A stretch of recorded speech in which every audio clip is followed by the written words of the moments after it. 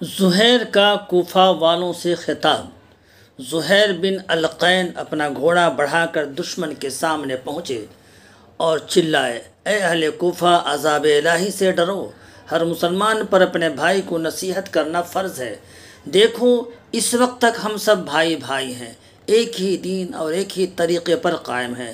جب تک تلواریں نیام سے نہیں نکلتی تم ہماری نصیحت اور خیرخواہی کے ہر طرح حقدار ہو، لیکن تلوار کے درمیان لاتے ہی باہمی حرمت ٹوٹ جائے گی اور ہم تم الگ الگ دو گروہ ہو جائیں گے۔ دیکھو، خدا نے ہمارا اور تمہارا اپنے نبی کی اولاد کے بارے میں امتحان لینا چاہا ہے۔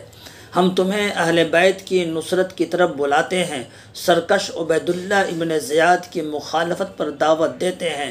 یقین کرو، ان حاکموں سے کبھی تمہیں کوئی بھلائی حاصل نہیں ہوگی۔ یہ تمہاری آنکھیں پھوڑیں گے، تمہارے ہاتھ پاؤں کاٹیں گے، تمہارے چہرے بگاڑیں گے، تمہیں درختوں کے تنوں پر پھانسی دیں گے اور نیک لوگوں کو چن چن کر قتل کریں گے، بلکہ وہ تو کب کا کر بھی چکے ہیں۔ ابھی حجر بن عدی، ہانی بن عروہ وغیرہ وغیرہ کے واقعات اتنے پرانے نہیں ہوئے کہ تمہیں یاد نہ رہے ہوں۔ کوفیوں نے یہ تقریر سنی تو زہیر کو برا بھلا کہنے لگے اور ابن زیاد کی تعریفیں کرنے لگے۔ بخدا ہم اس وقت تک نہ ٹلیں گے جب تک حسین اور ان کے ساتھیوں کو قتل نہ کر ڈالیں یا انہیں امیر کے روبرو حاضر نہ کر دیں۔ یہ ان کا جواب تھا۔ زہیر نے جواب دیا، خیر، اگر فاطمہ کا بیٹا سمیہ کے چھوکرے یعنی عبیداللہ ابن زیاد سے کہیں زیادہ تمہاری حمایت و نصرت کا مستحق ہے تو کم از کم اولاد رسول کا تو اتنا پاس تو کرو کہ اسے قتل نہ کرو۔ اسے اور اس کے امزاد یزید بن معاویہ کو چھوڑو تاکہ آپس میں اپنا اپنا معاملہ طے کر لیں۔ میں قسم کھا کر کہتا ہوں کہ یزید کو خوش کرنے کے لیے یہ ضروری نہیں کہ تم حسین کا خون بہاؤ۔ حر بن یزید کی موافقت۔ عدی بن حرملہ سے روایت ہے کہ ابن سعد نے جب فوج کو حرکت دی تو حر بن یزید نے کہا، خدا آپ کو سنوارے، کیا آپ اس شخص سے واقعی لڑائی کریں گے؟ ابن سعد نے جواب دیا، ہاں واللہ، لڑائی ایسی لڑائی جس میں کم سے کم یہ ہوگا کہ سر کٹیں گے اور ہاتھ شانوں سے اڑ جائیں گے۔ حر نے کہا، کیا ان شرطوں میں سے کوئی بھی قابل قبول نہیں جو اس نے پیش کی ہیں؟ ابن سعد نے کہا، بخدا اگر مجھے اختیار ہوتا تو ضرور منظور کر لیتا، مگر کیا کروں، تمہارا حاکم منظور نہیں کرتا۔ حر بن یزید یہ سن کر اپنی جگہ لوٹ آیا۔ اس کے قریب خود اس کے قبیلے کا ایک شخص کھڑا تھا، اس کا نام قرہ بن قیس تھا۔ حر نے اس سے کہا، تم نے اپنے گھوڑے کو پانی پلا لیا؟ بعد میں قرہ کہا کرتا تھا، حر کے اس سوال ہی سے میں سمجھ گیا تھا کہ وہ لڑائی میں شریک ہونا نہیں چاہتا اور مجھے ٹالنا چاہتا ہے تاکہ اس کی شکایت حاکم سے نہ کر دوں۔ میں نے گھوڑے کو پانی نہیں پلایا ہے، میں ابھی جاتا ہوں۔ یہ کہہ کر میں دوسری طرف روانہ ہو گیا۔ میرے الگ ہوتے ہی حر نے امام حسین کی طرف آہستہ آہستہ بڑھنا شروع کر دیا۔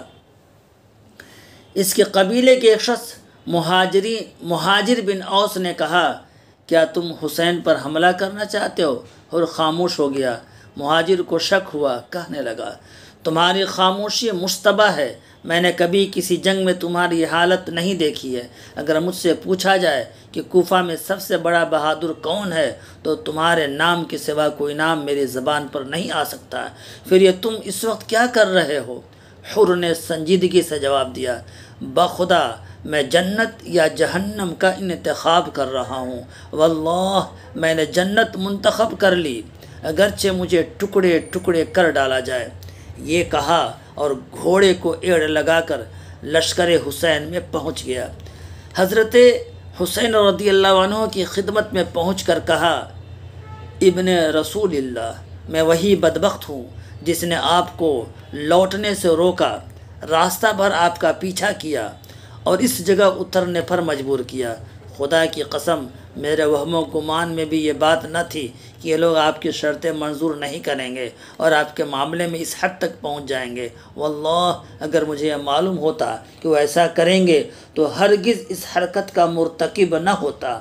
میں اپنے قصوروں پر نادم ہو کر توبہ کے لیے آپ کے پاس آیا ہوں۔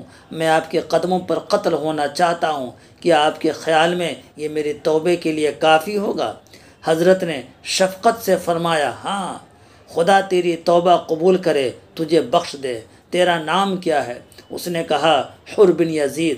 فرمایا، حر یعنی آزاد؟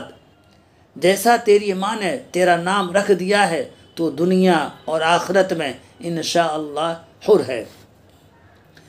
کوفیوں سے حر کا خطاب۔ پھر حر دشمن کی صفوں کے سامنے پہنچا اور کہا، اے لوگو، حسین کی پیش کی ہوئی شرطوں میں کوئی شرط منظور کیوں نہیں کر لیتے تاکہ خدا تمہیں اس امتحان سے بچا لے؟ لوگوں نے جواب دیا، یہ ہمارے سردار عمر بن سعد موجود ہیں، جواب دیں گے۔ عمر نے کہا، میری دلی خواہش تھی کہ کاش ان کی شرطیں منظور کر سکتا۔